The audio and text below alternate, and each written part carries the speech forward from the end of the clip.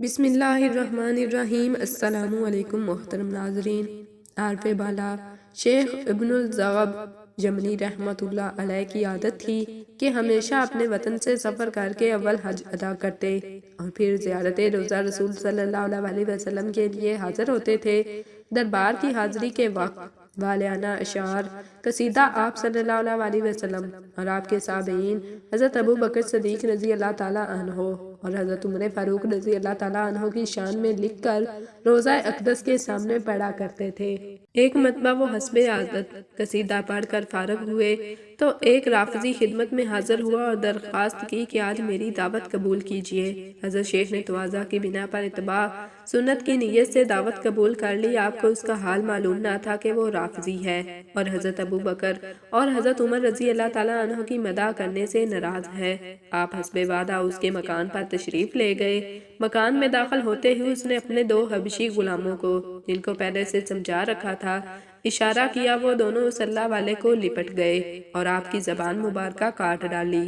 اس کے بعد اس کم وقت رافضی نے کہا، جاؤ زبان حضرت ابو بکر صدیق رضی اللہ تعالیٰ عنہ کے پاس لے جاؤ، جن کی تم مدح کیا کرتے تھے وہ اس کو جوڑ دیں گے۔ شیخ موصوف کٹی ہوئی زبان ہاتھ میں لیے ہوئے روضہ اقدس کی طرف دوڑے اور چہرہ مبارک کے سامنے کھڑے ہو کر اپنا واقعہ ذکر کیا اور روئے۔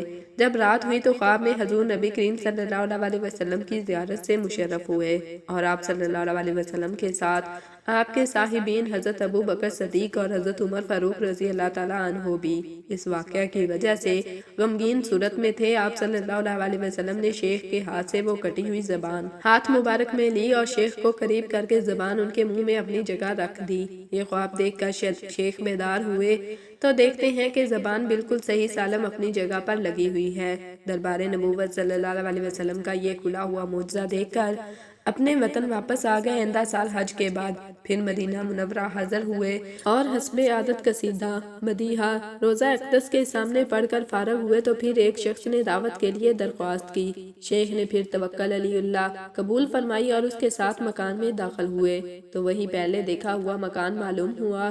اللہ تعالیٰ کے بھروسے پر داخل ہوئے اس شخص نے نہایت اعزاز و اکرام کے ساتھ بٹھایا اور بہت پرتکلف کھانے سے ضیافت کی۔ کھانے کے بعد یہ شخص شیخ کو ایک کوٹھڑی میں لے گیا۔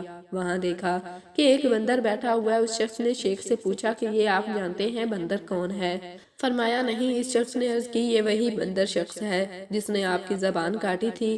اللہ تعالیٰ نے اس کو بندر کی صورت میں مسخ کر دیا ہے۔ یہ میرا باپ ہے اور میں اس کا بیٹا ہوں۔